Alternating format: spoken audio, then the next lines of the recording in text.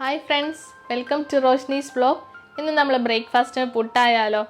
അപ്പം പുട്ടിന് വേണ്ടിയിട്ട് ഞാൻ അരിപ്പൊടിയും ഗോതമ്പ് പൊടിയും ഒന്നും അല്ല എടുക്കുന്നത്, കുബൂസാണ്. അപ്പോൾ എങ്ങനെയാണ് ഉണ്ടാക്കുന്നതെന്നല്ലേ ഞാൻ കാണിച്ചു തരാം. ഞാനിവിടെ ഒരു പാക്കറ്റ് കുബൂസ് എടുത്തിട്ടുണ്ട്. ഇത് നമുക്ക് ആദ്യം മിക്സിയിലിട്ടൊന്ന് ക്രഷ് ചെയ്തെടുക്കാം. ഈ കുബൂസ് ചെറുതായിട്ട് ഇങ്ങനെ പിച്ചി മിക്സിയുടെ ജാറിനോട്ട് ഇട്ട് കൊടുക്കാം.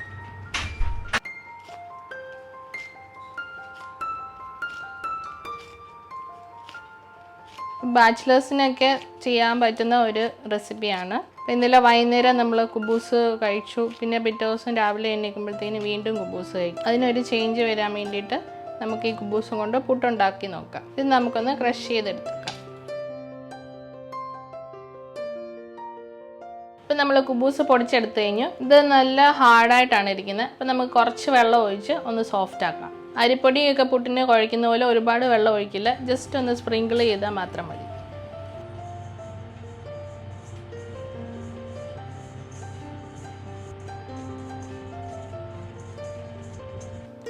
നമുക്ക് പുട്ടുകുറ്റിയിലോട്ട് ഇട്ട് കൊടുക്കാം. ആദ്യം നമുക്ക് തേങ്ങ കുറച്ച് ഇടാം.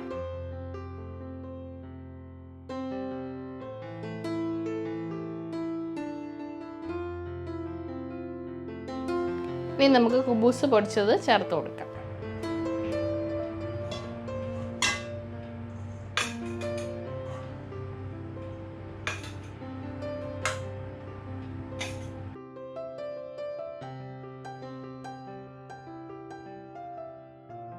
ഇതിങ്ങനെ ജസ്റ്റ് ഒന്ന് പ്രസ് ചെയ്ത് കൊടുക്കുക. ഒരുപാട് പ്രസ് ചെയ്യല്ലേ, ഒരുപാട് പ്രസ് ചെയ്താൽ ആവി വരത്തില്ല. നമുക്ക് കുറച്ച് തേങ്ങ ചേർക്കാം.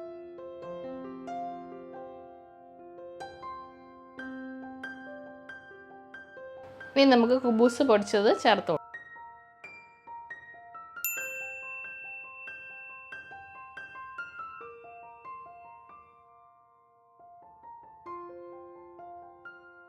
ഇനി നമുക്ക് പുട്ടുകൊടുത്തി വെള്ളം വെച്ച് ആവി കയറ്റിയെടുക്കാം.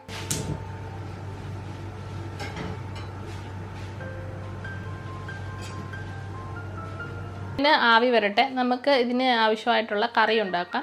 അപ്പം നമുക്ക് കറി ഏത് വേണേലും യൂസ് ചെയ്യാം, ബീഫോ ചിക്കനോ എന്ത് വേണേലും. അപ്പം അതൊന്നും ഇല്ലെങ്കിൽ നമുക്ക് പെട്ടെന്ന് ഉണ്ടാക്കാൻ പറ്റുന്ന ഒരു കറിയുണ്ട്, പയർ. ഇപ്പം ചെറുപയർ നമുക്ക് ഇന്ന് കറി വയ്ക്കാം. അപ്പം ചെറുപയർ വെള്ളത്തിലൊന്നും ഇടേണ്ട ആവശ്യമില്ല. വൻപയറും കടലയൊക്കെ ആണെങ്കിൽ തലേദിവസം നമ്മൾ വെള്ളത്തിലിടണം, എന്നാലേ അത് വെന്ത് വരത്തുള്ളൂ. അപ്പം ആദ്യം നമുക്ക് ചെറുപയർ ഒന്ന് കഴുകിയെടുക്കാം.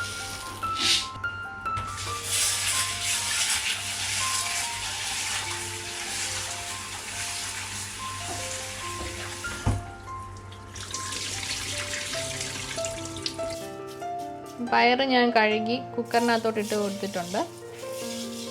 ഇത് പാക്കറ്റിൽ വാങ്ങിക്കുന്നത് കൊണ്ട് ഇതിനകത്ത് കല്ലൊന്നും ഉണ്ടാകാൻ സാധ്യതയില്ല. പണ്ടൊക്കെ നമ്മൾ കല്ലെല്ലാം അരിച്ച് എടുത്താണ് യൂസ് ചെയ്തുകൊണ്ടിരുന്നത്.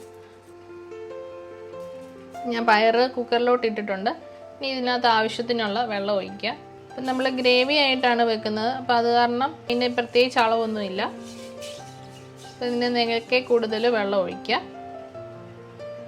ഇതിനകത്തേക്ക് ഒരു 2 വെളുത്തുള്ളിയും ഒരു ചെറിയ കഷ്ണം ഇഞ്ചി ഒന്ന് ചതച്ച് ചേർക്കാം. ഇതിനകത്തേക്ക് ഒരു 2 പച്ചമുളക് ഒന്ന് കീറിയിട്ട് കൊടുക്കാം. ഇനി ആവശ്യത്തിന് ഉപ്പ് ചേർത്ത് നമുക്കിതൊന്ന് വേവിച്ചെടുക്കാം.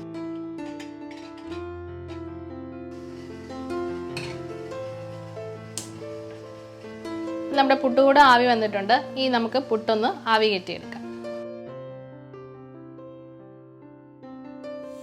അപ്പം നമ്മുടെ പുട്ട് വെന്ത് കഴിഞ്ഞു. ഇതിന് മേളിൽ കൂടെ ആവി വരുന്നുണ്ട്, നിങ്ങൾക്ക് കാണാൻ പറ്റും. അപ്പം നമുക്കിത് സെർവിങ് പ്ലേറ്റിലോട്ട് മാറ്റാം.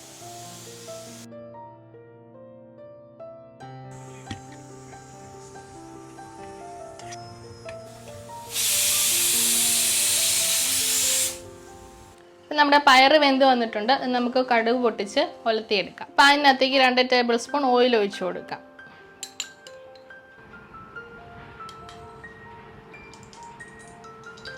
അതിലേക്ക് ആവശ്യത്തിന് കടുക് ചേർത്ത് കൊടുക്കാം.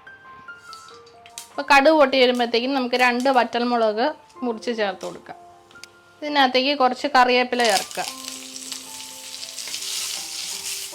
ഇനി നമ്മൾ കൊത്തി അരിഞ്ഞ് വെച്ചിരിക്കുന്ന സവോള ചേർക്കാം. ഇതിനകത്തേക്ക് ചെറിയ ഉള്ളി ചേർക്കുകയാണെങ്കിൽ നല്ല ടേസ്റ്റാണ്. അത് ചേർത്തില്ലെങ്കിലും സവോള ചേർത്താലും മതിയാവും. സവോള വാടി വരുമ്പോഴത്തേക്കും നമുക്ക് കുറച്ച് മുളക് പൊടിയും മഞ്ഞൾപ്പൊടിയും ചേർത്ത് കൊടുക്കും. ഞാനിവിടെ 1 ടേബിൾ സ്പൂൺ മുളക് പൊടി ചേർക്കുന്നുണ്ട്. അതിലേക്ക് 1/4 ടേബിൾ സ്പൂൺ മഞ്ഞൾപ്പൊടിയും കൂടെ ചേർക്കാം. അപ്പോൾ പൊടി നന്നായിട്ട് മൂത്ത് വരുമ്പോഴത്തേക്കിനും നമുക്ക് പയർ ചേർത്ത് കൊടുക്കാം.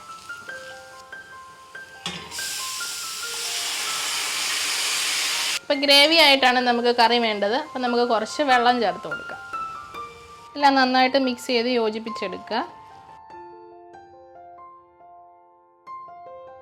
നമ്മുടെ പുട്ടും പയറും ഇവിടെ റെഡി ആയി കഴിഞ്ഞു. ഇനി നമുക്ക് കുറച്ച് പപ്പടം ഒന്ന് ചുട്ടെടുക്കാം.